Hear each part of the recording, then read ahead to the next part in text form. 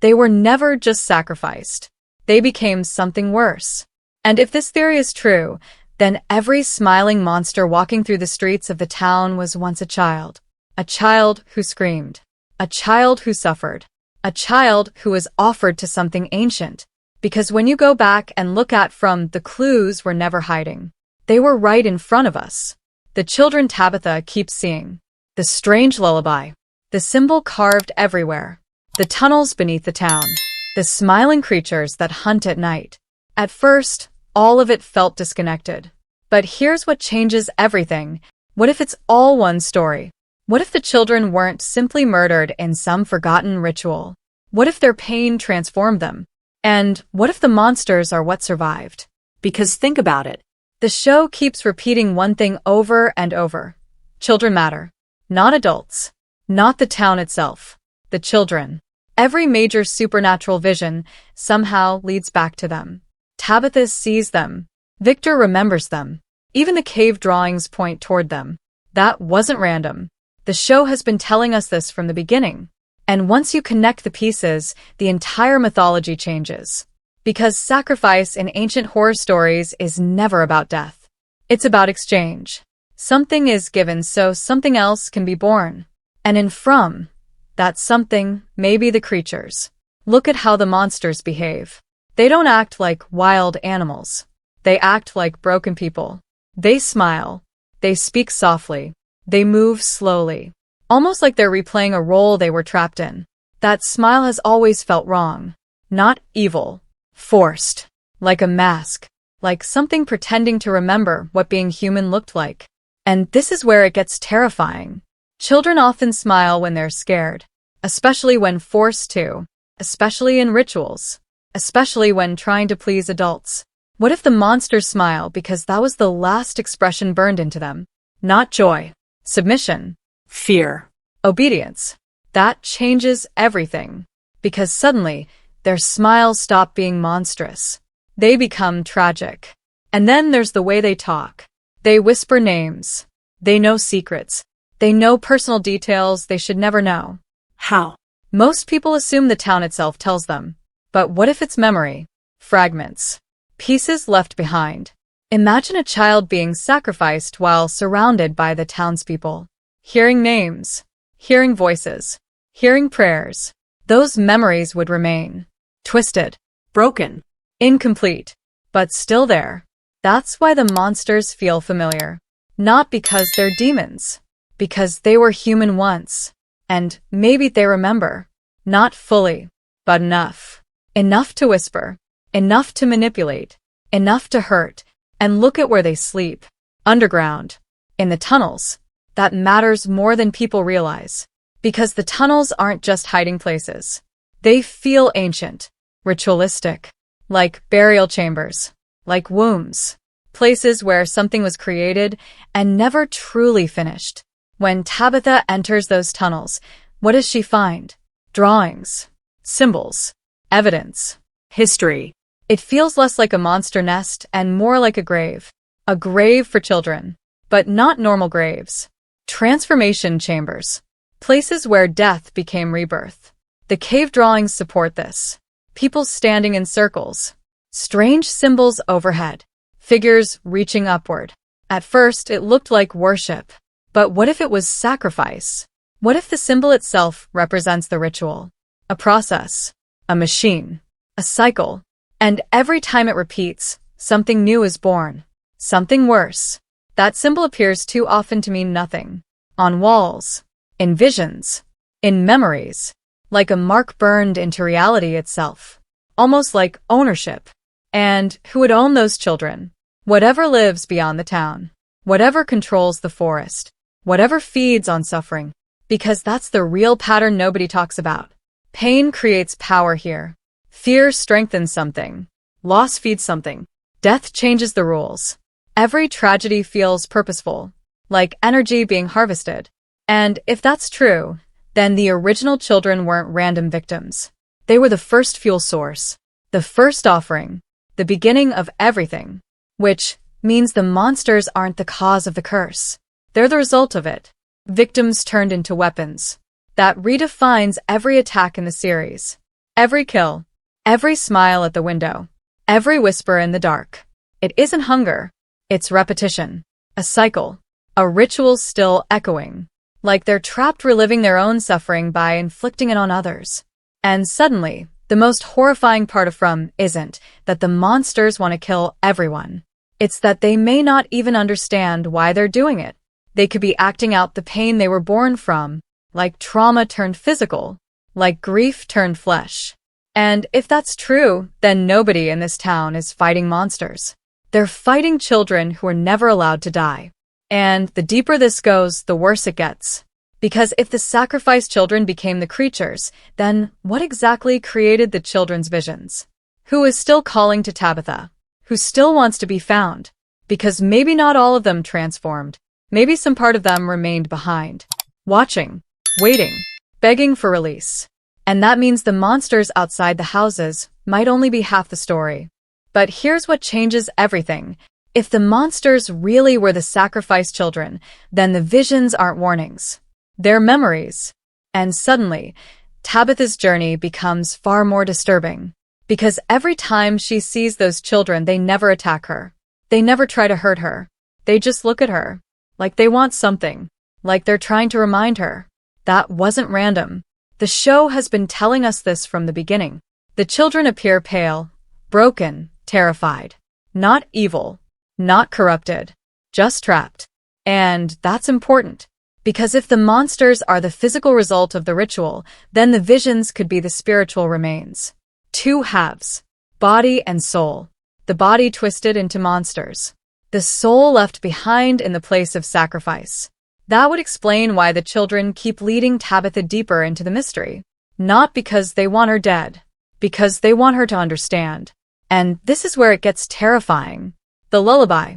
One of the strangest recurring pieces in From. At first, it sounds comforting. Soft. Gentle. Almost protective. But lullabies were never just songs. Historically, they were used to calm children before sleep. Before fear. Before separation. And in darker folklore, before death. Think about that. What if the lullaby in From wasn't made to comfort? What if it was part of the ritual? A song sung to the children before they were sacrificed. A way to keep them calm. A way to stop them from fighting. And if that's true, then every time that song returns, it isn't random background noise. It's an echo. A memory trapped in the town itself. Like the walls remember. Like the forest remembers. Like the ritual never ended. That would also explain why music feels so unnatural here. Songs in From often trigger emotion before explanation. Because memory comes first. Truth comes later. And then there's Victor. Maybe the most important piece in all of this. Victor has always felt like the living bridge between the past and present. He remembers things no one else does. He draws what he cannot explain. He hides pieces of history. But why? Because Victor may have seen the ritual aftermath. Or worse, he may have survived the final cycle of it. Look at his drawings. Children. Trees. Blood. Shapes. Patterns. None of it feels random. They look like trauma maps. Pieces of a memory too painful to say aloud. Victor doesn't just remember monsters. He remembers where they came from. And that's why he's terrified of the tunnels. Not because monsters live there. Because that's where it started. And the show has been telling us this from the beginning. Victor never treats the monsters like simple killers. He treats them like part of something older. Something sacred. Something cursed. And this is where the night hunting makes sense. Why only at night? Why not during the day? Most people say it's just classic horror logic. But what if it's ritual logic? Night is symbolic. Darkness. Death. Transformation. Ancient sacrifices often happened after sunset, when the world between life and death was weakest. What if the monsters can only hunt at night because that's when they were created? Their existence tied to darkness itself. Bound to the exact conditions of their birth. That would mean sunrise weakens them. Not physically. Symbolically. The ritual loses power in light. That's why they return underground. Back to the place of origin. Back to the grave. Back to the womb. And suddenly the tunnels become more than shelter. They become an anchor. A place keeping the monsters alive. destroy the tunnels, and maybe you destroy the cycle. But here's what makes this even darker. The monsters don't just kill. They play. They manipulate. They talk through windows. They pretend. They tempt. Why? Because children learn through imitation, through mimicry, through observation. What if the creatures imitate human behavior because that's all they remember? Fragments of parents, fragments of adults, fragments of the people who betrayed them. That smiling woman at the window, that polite voice, that fake kindness. It may all be imitation, a broken child's understanding of adulthood. And that makes every interaction more disturbing. Because beneath the monster, there may still be a child trying to make sense of pain. Twisted, corrupted, violent, but still there. And this is where it gets terrifying. If the creatures are acting out trauma, then killing them may not be stopping evil. It may be silencing victims. Victims who were turned into weapons. Victims who never got justice. Victims who never got peace. That changes Boyd's entire war against them. Every trap. Every attack. Every victory. Because what if he's fighting the wrong enemy? What if the real enemy isn't the monsters, but the force that created them? The thing behind the ritual. The thing still controlling the cycle. The thing that keeps bringing people into town. Because sacrifices need replacements. And if the cycle is incomplete, it would keep pulling new people in. New pain. New fear. New blood. Not to feed monsters. To create more. And if that's true, then the town itself isn't a prison. It's a machine. A machine built for transformation. A machine powered by suffering. And someone or something is still running it. And this is where it gets terrifying. If the town is a machine, then the monsters were never the final product. They were only the first generation. The prototype. The original result of the children's sacrifice. Which means the ritual may still be evolving. And suddenly, everything changes. Because look at the pattern in From. Every new arrival doesn't just survive. They suffer. They lose people. They break mentally. They're pushed into impossible choices. That wasn't random. Pain here is engineered. Like the town is testing people. Measuring them. Preparing them. And the show has been telling us this from the beginning. Survival isn't enough. The town wants transformation. Think about Sarah. The voices reached her first. Why? Because she was vulnerable. Because she could be shaped. Because trauma makes people easier to control. That's the same logic as sacrifice. Break the mind. Shape the outcome. And if the original children became monsters through ritual, what if modern victims are being prepared for something even worse? That's the bigger implication. The cycle didn't end. It adapted. No more altars. No more obvious ceremonies. Now the town itself performs the ritual. Slowly. Psychologically. Every death. Every nightmare. Every impossible event. A piece of it. A new kind of sacrifice. But here's what changes everything. Tabitha may be the key because she's the first person to truly see the children. Not the monsters. The children. That distinction matters. Others fear the creatures. Tabitha connects to what came before, to the victims beneath the horror. And that suggests something massive. She may not be chosen to destroy the town. She may be chosen to free it. Because if the monsters are trapped children, then they don't need to be killed. They need to be released. Think about that. All this time, everyone believed escape meant defeating the creatures. But what if escape means ending their suffering, breaking the ritual, undoing the original sacrifice? Returning what was stolen. And suddenly the symbol makes sense. Not as a mark of evil, but as a seal. A lock. Something keeping the children bound. That symbol has appeared everywhere because it isn't just decoration. It's containment. A prison mark. And if Tabitha breaks it, what happens? Do the monsters die? Or do they remember? That's the terrifying question. Because memory changes everything.